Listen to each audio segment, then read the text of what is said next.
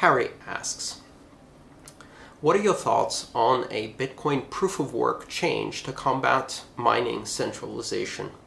Lately, we've had the anonymous owner of Bitcoin.org, Cobra, come out in favor of a proof-of-work change and has been voicing concerns about Bitmain controlling ownership over 3 of the main Bitcoin mining pools. And the quote here is, as of the last writing, at least 53% more likely of the hash rate is controlled by. And they mention 3 different pools. This is a dangerous level of centralization. Is this a real concern threat to Bitcoin, and does something like a proof-of-work change really address the core issue of mining centralization and control, or would it only delay the inevitable? What other options would be available for Bitcoin to combat hidden pool ownership by large actors such as Bitmain, if such ownership is in fact legitimate? There are good examples of other communities trying to combat ASICs in recent times. So I would like to know why Bitcoin itself could not respond in a similar way. An example below. And it goes on to, you can read the question yourselves, but it goes on to talk about a recent change in the way Monero does its proof-of-work algorithm in response to the release of ASICs. So I disagree. I think a proof-of-work change doesn't combat mining centralization. In fact, it's likely to make it worse. You see, the thing about proof-of-work at the moment is that the centralization is driven by economic factors that have a lot to do with how quickly Bitcoin went from being CPU mined to being GPU, FPGA, and finally ASIC mined over a period of about 9 years.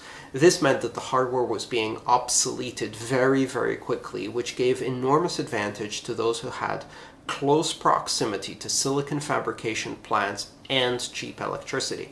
And that's 99% was concentrated in particular regions of China. But those incentives and that economic structure is pretty much over. And the reason for that is that as ASICs achieved the highest level of silicon density, at about 16 nanometers and now moving towards 12 nanometers of silicon fabrication, there is no more 1000x performance improvement available in the next level of silicon fabrication density. We've already hit the wall. Moore's law applies, and now you can get maybe a 2x improvement in performance over the next 18 months, and even that's doubtful because at these levels of densities we're reaching kind of the end of Moore's law in a traditional sense of chip density. And so what does that mean? That means that this silicon, these ASICs, this equipment, when manufactured, now has a shelf life that is more than 2 years, not just 2 months. And that means that it can be deployed in many other places where there are a set of favorable conditions, which include both cheap electricity, low operating costs, but also several other considerations, such as political considerations. In fact, the concentration of mining in China is a disadvantage for Chinese miners too, because having too much mining in one place makes you susceptible to political coercion and extortion. It also increases the risks from natural disasters, electricity shortages, a fire in one of the warehouses, or some other situation like that.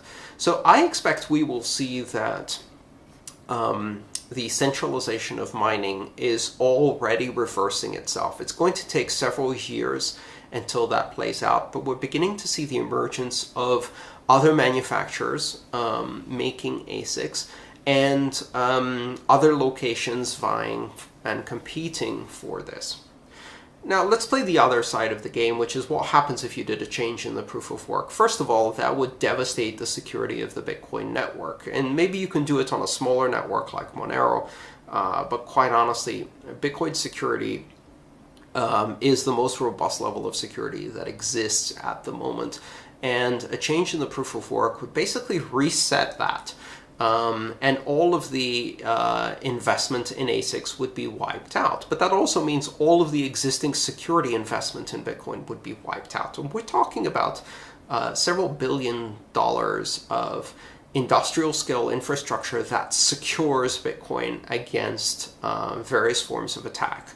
And so that's not a good thing. And it's a very, I think, cavalier suggestion to simply change proof of work. Also, I don't think it would be effective. I think an attempt to change Bitcoin's proof of work would be a contentious fork that would not have majority consensus, and as a result would result in a fork of Bitcoin, a contentious fork that would split Bitcoin into Bitcoin SHA-256 and Bitcoin something else.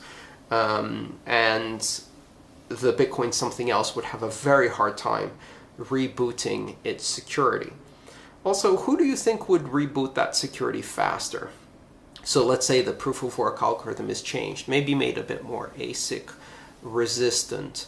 Well, theoretically, the very same players who have a couple $1 billion of liquid cash available to them, all of the operating expertise, manufacturing pipelines, relationships with silicon fabrication, and access to inexpensive electricity, you think they might have an advantage in rebooting their entire operation and investing in the new proof of work algorithm?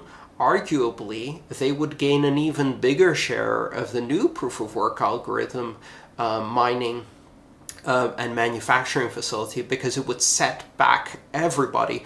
Only they would have the advantage of 8 years of experience, $2 billion, and existing relationships with manufacturers. So I think it would actually undo the effects of competition that we're already seeing taking hold in this space.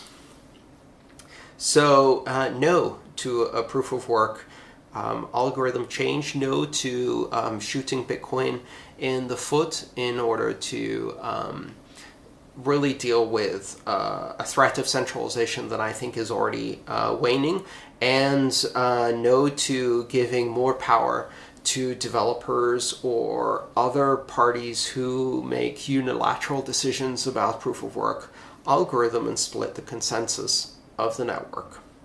Is a hard fork still a valid option in case of emergency?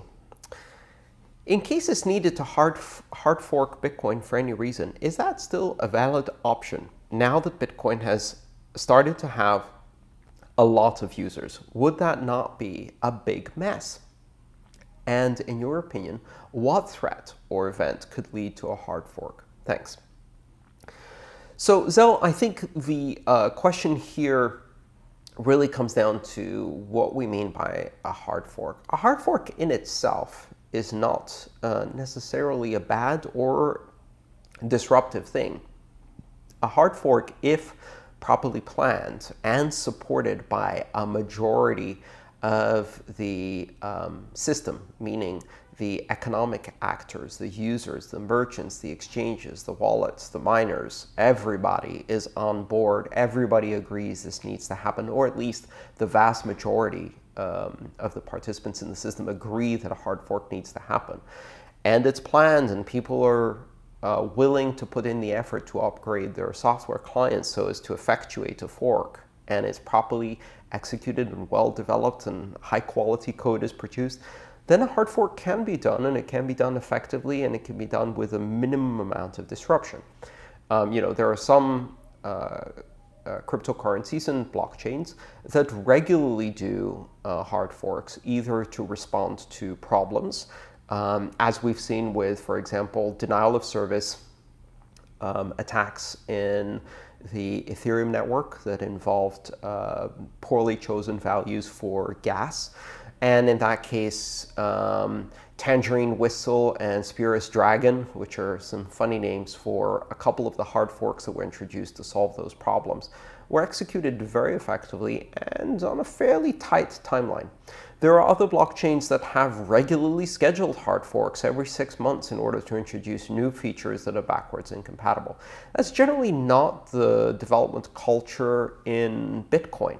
And Bitcoin has a much more conservative approach to its software management, probably because there's a lot more at stake and it's a much, much bigger economy and user community. But nevertheless, that doesn't mean that a hard fork can't be pulled off.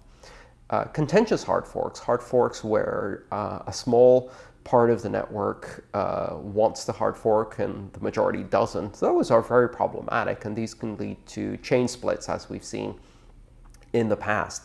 But let's say, for example, you asked me what threat or event could lead to a hard fork. Let's say, for example, that the fatal flaw was discovered in SHA-256 that would very quickly lead to a compromise of the proof-of-work algorithm and a weakening of the security of the chain. It's very likely that under those circumstances, there would be a broad move to change the proof-of-work algorithm. Now, that would be quite disruptive, and the reason for that being very disruptive is that there is a lot of deployed infrastructure in the form of ASICs that would become obsolete with that hard fork, and that would require a refresh of all of the mining hardware. Now, that's not entirely impossible. I mean, keep in mind that up to very recently, as the pace of development in ASICs was frenetic, many of the mining companies developed the skill of being able to completely refresh the majority of their ASIC infrastructure every 6 months because those ASICs were basically becoming obsolete within 3 to 6 months of being deployed. So it's not unthinkable that you might need to and be able to execute a proof-of-work change algorithm, and that the mining companies, if it was in their interest, would not only go along, but would be able to quickly refresh, probably within 6 months, their hardware infrastructure. Another possible event would be discovering a fatal flaw in ECDSA, or discovering some kind of weakness, or discovering a more widely available, powerful enough quantum computing system that that could start negatively impacting the security of ECDSA. Now, in cryptography, these things generally they don't happen overnight. Cryptographic algorithms like that have had flaws, like, for example, the data encryption standard DES, or MD5 or SHA-1. These algorithms, they didn't just fall apart overnight, and they didn't go from completely robust to completely useless overnight. Instead, what happens is weaknesses were found that changed the effort required. And they changed the effort required so that it became feasible for very well-funded adversaries to start attacking these algorithms, but only over long periods of time.